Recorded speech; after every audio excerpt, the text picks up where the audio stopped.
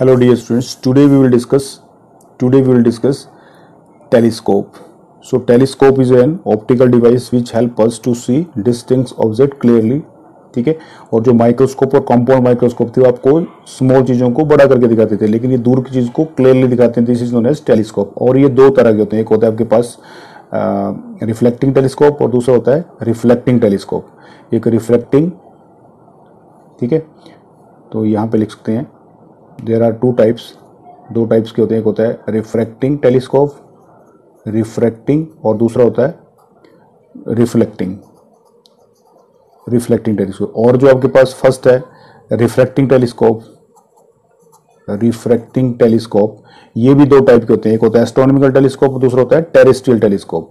तो एस्ट्रोनॉमिकल जो टेलीस्कोप होता है जो हेवनली ऑब्जेक्ट को देखने का काम होता है, जैसे सन को, so we can write here it is used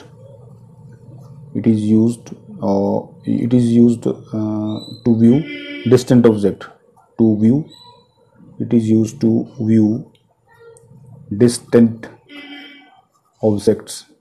ठीक है, ये बड़े चीज़ों को, जो दूर की चीज़ें हैं डिस्टेंट ऑब्जेक्ट में, उनको देखने के काम आता है। तो जैसे आपके पास सन हुआ, एग्जांपल सन ले लो, लाइक सन ले लो, या मून ले लो, स्टार ले लो, ठीक है, स्टार्स ले लो, प्लैनेट्स ले लो, तो इनको देखने के काम आता है। और जो उसकी फाइनल इमेज आती है वो इन्वर्टेड आती है। द फाइनल जो इमेज आएगी, जो final image formed is inverted one, means इस तरीके की इमेज आएगी। Terrestrial telescope is what, it is used to see distant objects on the surface of the earth के सरफेस में जो चीज़ें हैं उनको देखने के काम आती है, जो दूर की चीज़ें, ठीक है। और इसकी जो इमेज बनती है वो इरेक्ट बनती है। द फाइनल इमेज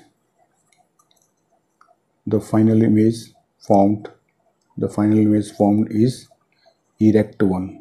उसमें क्या था, इन्वर्टेड थी, इसमें ऐसी इमेज बनती है इरेक्ट, ठीक है, इरेक्ट। और इसमें तो क्या था आपके पास, इन्वर्टेड इमेज बनती है। उसके बाद दूसरा है, ये था आपके पास रिफ्रैक्टिंग टेलीस्कोप के बारे में, और second one is reflecting telescope.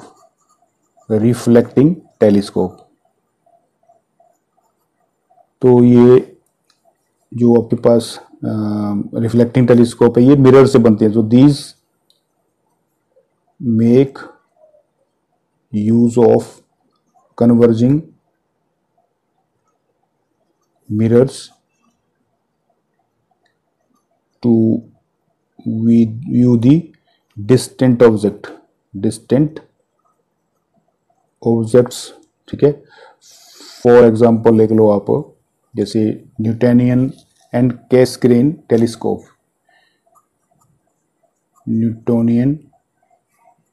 ठीक है, एंड कैसग्रेन टेलीस्कोप, अभी हम इसको डिस्कस करेंगे। तो ये रिफ्लेक्टिंग टेलीस्कोप में these are use for converging mirrors. तो these make use of converging mirrors to view the distant object, for example Newtonian and Cassegrain telescope.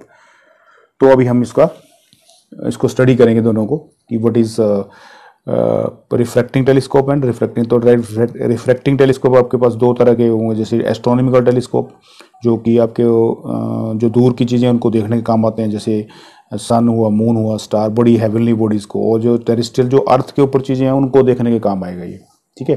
अर्थ के ऊपर जो दूर चीज़ें हैं उनको देखने के काम आएगा, और जो दूसरे प्लैनेट्स में स्टार, मून, जो भी, उनको देखने के काम आते हैं। तो एस्ट्रोनॉमिकल और टेरेस्ट्रियल में ये डिफरेंस है। दूसरा है रिफ्लेक्टिंग का मतलब कि हम मीन्स लेंस का यूज़ नहीं करेंगे, हम मिरर का यूज़ करेंगे, और उसके थ्रू हम ऑब्जेक्ट्स को फाइंड आउट करेंगे, उसकी इमेज को फाइंड आउट करेंगे, ताकि हमें कम खर्चे पे वो इजीली अवेलेबल हो जाए, और वैसे ही कन्वेक्स लेंस, मतलब कन्वर्जिंग लेंस का ही काम करे वो, ठीक है। So students, now we will discuss astronomical telescope,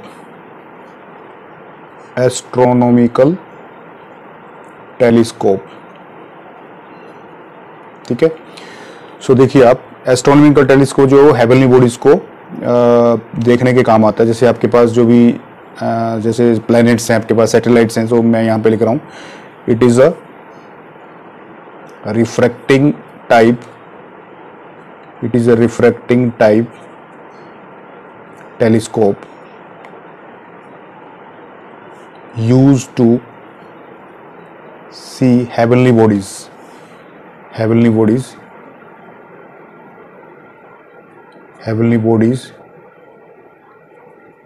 like planets, satellite etcetera. Means कि हेवनली बॉडीज को ये देखने के काम आएगा।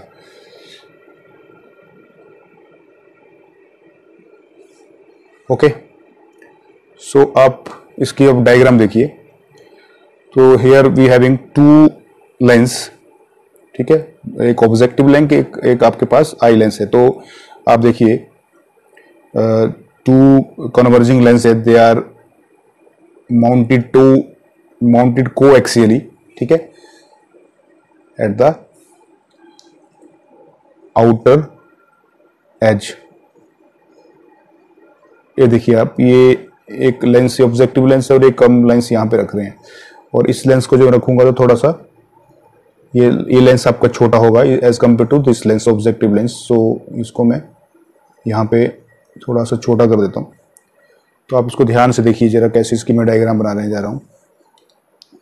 देखिए इसका फोकस, एक फोकस इसका ये इस तरफ होगा और दूसरा फोकस इस तरफ होगा। तो मैं इसका फोकस ये f0 यहाँ पे लिखता हूँ और आई लेंस का फोकस fe, ठीक है। और जो आपकी इमेज बनेगी वो इधर बनेगी। इसका मतलब मैं आपको सबसे पहले डायग्राम यहाँ से बना के रखनी है, ये ड्रॉ करके रखनी है आपको लाइंस यहाँ तक, क्योंकि यहाँ से लाइंस इधर गिरेंगी, उसके बाद रिफ्रैक्ट होके इस तरफ जाएंगी, ठीक है। This is eyepiece, this is objective lens.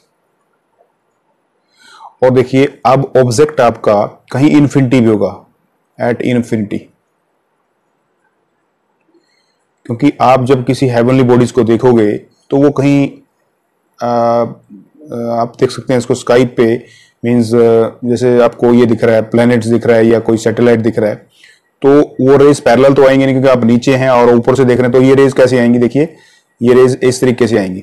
कुछ रेज जो है ये इस ऑप्टिकल सेंटर से पास करेंगी, ओ से पास करेंगी, और कुछ रेज जो आपकी इस तरीके से ये इस पॉइंट के ऊपर मीट करेंगी। तो मैं अब देखिए आप, ये वाली रे में यहाँ से, ये देखिए ये रे ऐसे पास कर रही है और ये स्ट्रेट अगर जाएंगी तो ये कहीं इसी एज पे पड़ेगी, इधर एज पे, और इधर से इस तरफ रिफ्लेक्ट हो जाएंगे। और जो दूसरे वाली रे है, you can see the second one, दूसरे वाली रे आप देखिए ऐसे करके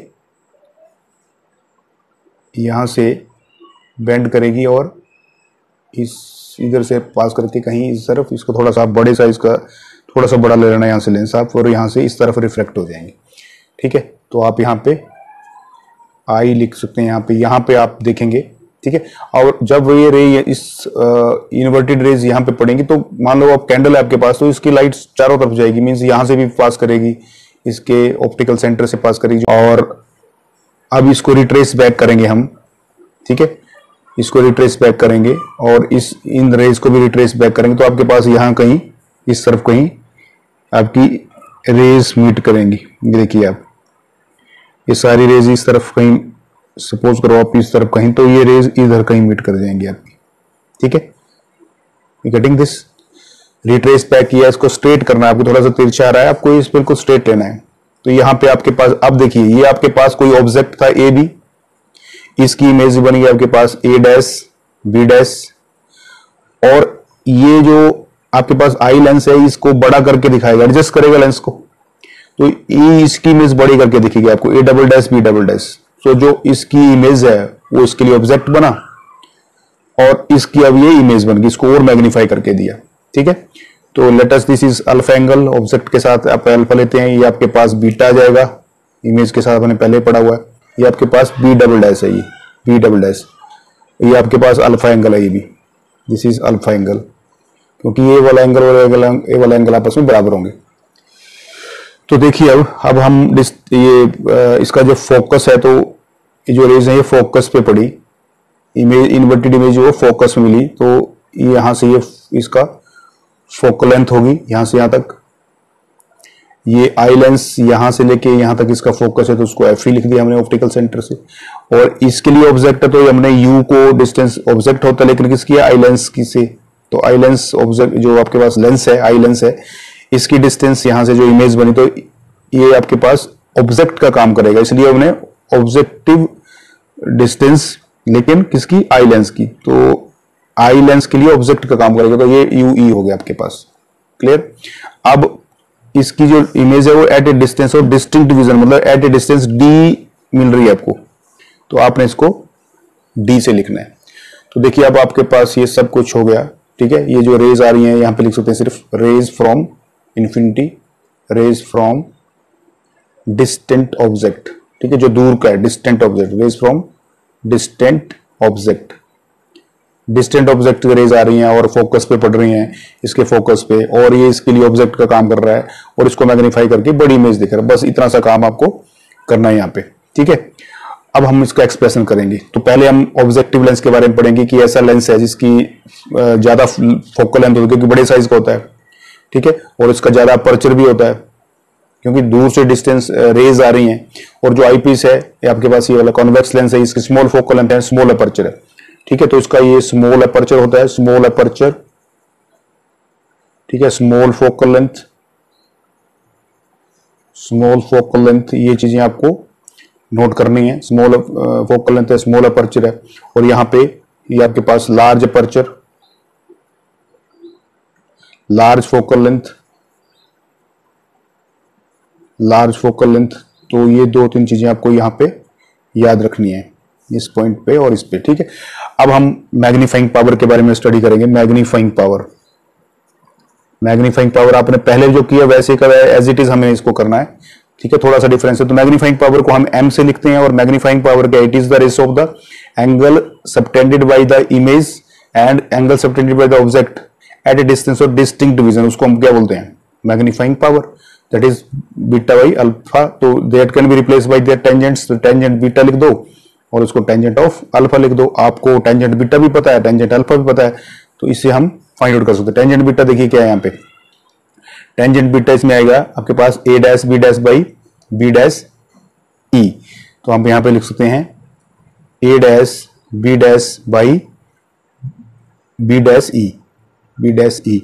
और आपके पास जो टेंजेंट अल्फा है that is equal to A dash, यहाँ पे देखिए आपके पास है A dash B dash divided by O B dash. ये एंगल अल्फा है, क्योंकि ये एंगल अल्फा तो ये एंगल भी अल्फा होगा। ठीक है, तो आपके पास आ गया A dash B dash divided by O B dash. अब इसको रीअरेंज करके लिखिए तो आपके पास क्या आएगा, A dash B dash divided by B dash E into ये ऊपर चला जाएगा O B dash divided by A dash B dash, ये कट हो जाएगा। So you have only O B dash divided by B dash E. ठीक है, O B dash देखिए O B dash divided by B dash E. Clear, तो ये बन गया आपके पास मैग्निफिकेशन। ठीक है, सो आप यहां पे लिखेंगे अब साइन कन्वेंशन यूज करेंगे। मैग्निफिकेशन के बाद आप इसमें साइन कन्वेंशन यूज करेंगे। Sign convention, Cartesian sign convention. So आप देख सकते हैं ओ बी जो डैश है, O B dash is what, F O, लेकिन डिस्टेंस क्या है, राइट साइड है, तो ये क्या होगा, पॉजिटिव, तो एफ प्लस एफ ओ लिखेंगे आप। Focal length of the object, object की फोकल लेंथ है।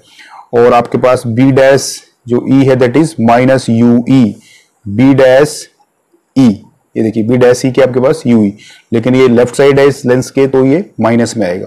All the distances measure from optical centre, तो ये भी ऑप्टिकल सेंटर से मेजर किया, ये भी ऑप्टिकल सेंटर से, इसके राइट साइड में है और ये इसके लेफ्ट साइड में। तो हमने ये जो this is a object for this lens, तो इसको मैंने माइनस म्यू यू ई लिख दिया। तो अब इसकी वैल्यू पुट करेंगे हम यहाँ पे, तो आपके पास मैग्निफिकेशन किसके बराबर है, ओ बी डैश आ गया आपके पास F O divided by minus U E. तो इसको कैसे लिख सकते हैं आप, minus F O by U E. So this is magnification of the this astronomical telescope. ठीक है, नॉर्मल जब देख रहे थे हम ऐसे करके, लेकिन जब इसको हम एडजस्ट करेंगे तो क्या करेंगे, हम लेंस का यूज करेंगे। ठीक है, जब आईपीएस को यूज करेंगे तो हम क्या लिखेंगे यहां पे देखिए आप, again for the eyepiece again for the eyepiece, ठीक है, आई पीस के लिए लिखेंगे तो देखिए आप क्या हो जाएगा यहाँ पे, यू आपके पास क्या होगा, U E with minus sign, जो ऑब्जेक्ट है ये है, और जो दूसरा आपके पास इमेज है वो कहां पे बनी, at a distance of distinct vision, तो ये आपके पास माइनस डी आ जाएगा। ये ध्यान से देखिए, यू आपके पास यू ई हो गया, और जो आपके पास वी है that is equal to minus D, क्योंकि इमेज कहां पे बन रही है, at a distance of distinct, मतलब इस चीज को हमने इन्वर्टेड देखा, फिर इसी को बड़ा करके देखा इस लेंस की हेल्प से, तो बड़ा करके मैंने इमेज दिखा, ये वाला इमेज दिखा मैं, ठीक है, ये वाली इमेज दिख रही है हमें, ए double dash P double dash, ठीक है। तो अब इसको वैल्यू को सब्स्टिट्यूट कर देंगे तो आपके पास क्या आएगा, so as 1 by V by using lens formula 1 by V minus 1 by U equal to 1 by F, ये हमने लेंस फॉर्मूले का यूज किया और वैल्यू सब्स्टिट्यूट कर देंगे अभी जो हमने फाइंड आउट की, तो 1 by minus D minus 1 by U क्या आपके पास U E with minus sign, तो ये प्लस हो जाएगा, is equal to 1 by F E, eye lens के लिए बात हो रही है, ठीक है। तो और इसको हम कैसे लिख सकते हैं, 1 by U E is equal to, क्योंकि ये वैल्यू फाइंड आउट करनी है, that is equal to 1 by F E, और ये उस तरफ चला गया तो प्लस का हो गया 1 बाई डी, क्लियर।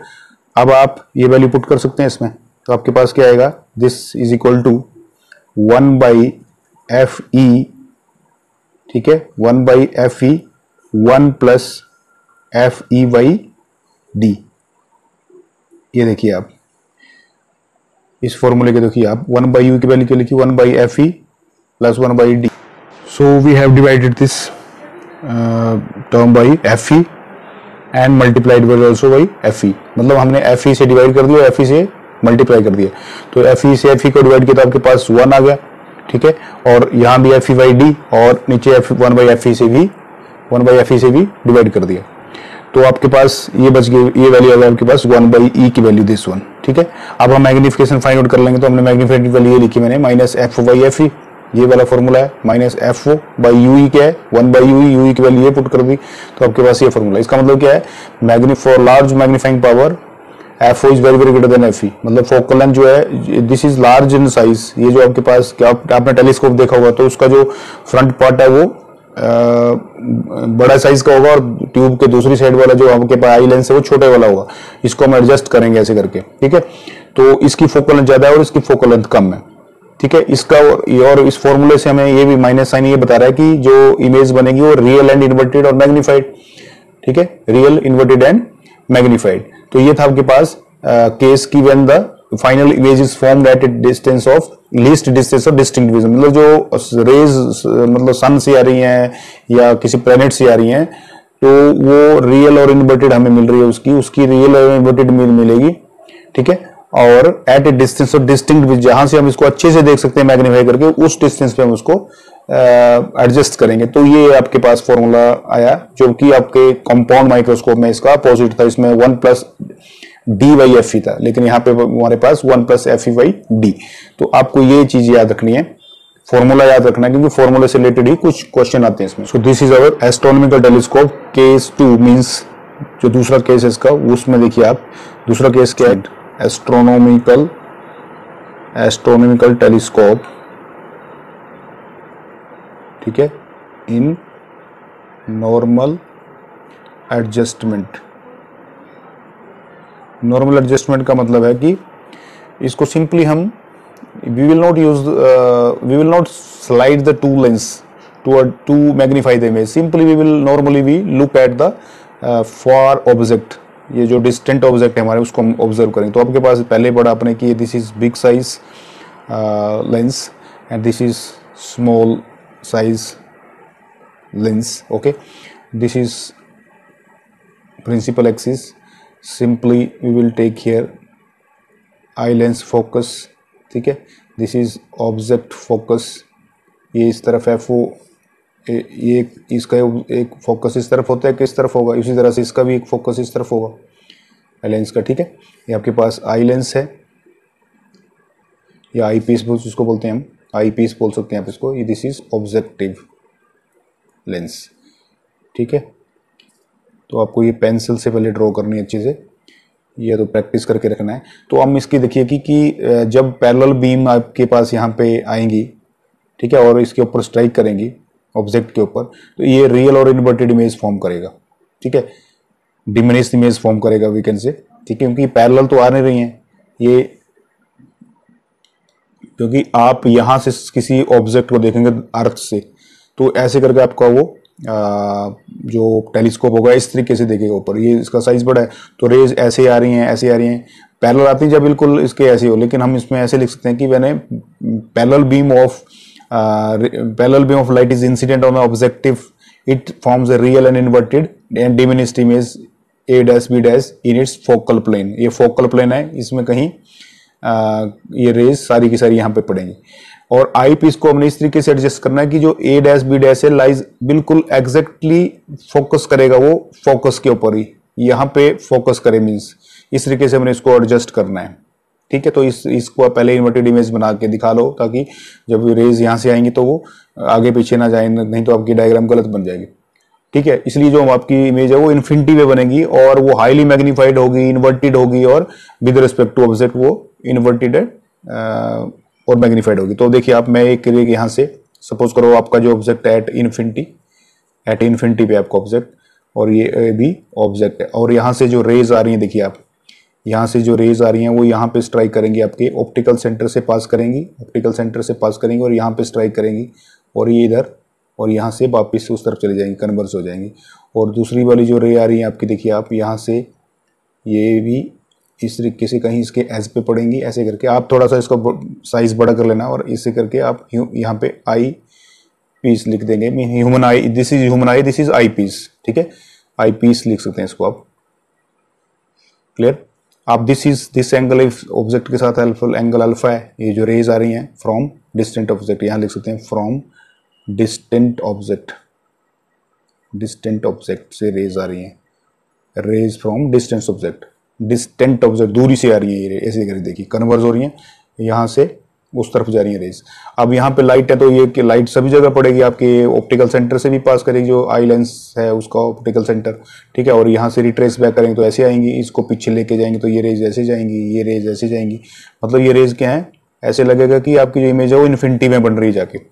अब देखिए आप यहाँ से लेके और इस पॉइंट तक आपका जो है ऑब्जेक्ट का फोकस, ऑब्जेक्टिव लेंस का फोकस ही है, ठीक है, और यहां से लेके यहां तक ये आई लेंस का फोकस है, देख सकते हैं आप यहां से यहां, क्लियर। तो ये एंगल आपके पास क्या बना, अल्फा, ये एंगल अल्फा है तो ये एंगल भी अल्फा होगा, इसका मतलब ये एंगल क्या होगा, बीटा ऑफ इमेज के साथ एंगल बीटा बना, तो ये डैश बी डैश ले लो इसको। आप सिंपली फिर से क्या करेंगे हम, मैग्नीफाइंग पावर उसको हम m से नोट करते हैं, तो that is equal to what, m magnifying is equal to angle subtended by the image and by the object at the eye, ठीक है। तो वी कैन राइट कि as object is far off, the angle subtended at the eye is practically equal to the angle subtended at the object. तो आपके पास जो magnifying power that is beta by alpha, इसको हम ऐसे replace कर सकते हैं by angle of tangent beta by tangent of alpha. अब टेंजेंट बीटा देख लीजिए, अब टेंजेंट बीटा के आपके पास यहाँ पे लिख सकते हैं, यहाँ पे लिख देते हैं, चलिए टेंजेंट बीटा आपके पास है ये ए डैश बी डैश, जो पहले किया वैसे का वैसे करना आपको, tangent A dash B dash divided by B dash E, और टेंजेंट अल्फा आपके पास A dash B dash by O B dash. तो इसको रीअरेंज करके लिखते हैं तो आपके पास क्या आएगा, A dash B dash cut जाएगा, A dash B dash by B dash E, और O B dash by A dash B dash, ये कट गया आपके पास बच गया O B dash divided by B dash E. अब आप we will apply applying new Cartesian sign convention. तो आपके पास क्या आएगा, ओ बी जो डैश है दैट इज इक्वल टू, देखिए O B dash that is equal to F O, ठीक है, ये मैंने लिखा हुआ यहाँ पे एफ ओ, या आप यहाँ भी लिख सकते हैं F O, this is positive क्योंकि ये राइट साइड में है, और आपके पास जो बी डैश ई है, B dash E that is minus F E, क्योंकि ये लेंस के लेफ्ट साइड में है तो नेगेटिव होगा आपके पास, इसलिए हम वैल्यू जो पुट करेंगे magnification that is equal to F O by F E with minus sign, मतलब F O minus F O by F E. तो ये नॉर्मल एडजस्टमेंट के लिए आपके पास जो एस्ट्रोनॉमिकल टेलीस्कोप की जो मैग्निफिकेशन है that is minus F O by F E. इसका मतलब क्या है कि जो focal length of the objective lens is very very greater than the focal length of the eye lens. वैसे भी इसका साइज ज्यादा है, इसका साइज छोटा है, ठीक है, तो इसकी फोकल लेंथ ज्यादा होगी, इसकी फोकल लेंथ कम होगी। और नेगेटिव साइन इंडिकेट कर रहा है कि जो image form is negative sign indicates,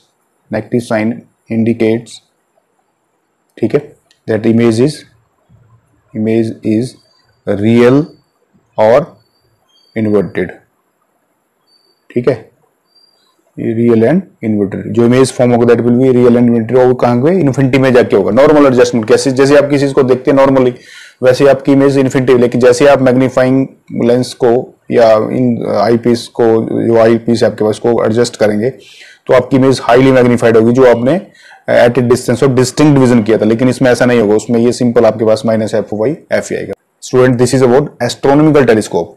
और लास्ट है आपके पास कैसीग्रेन रिफ्लेक्टिंग टेलीस्कोप, ठीक है, लास्ट है आपके पास कैसीग्रेन रिफ्लेक्टिंग टेलीस्कोप। तो मैं यही इसको डिस्कस कर लेता हूं। Reflecting telescope, reflecting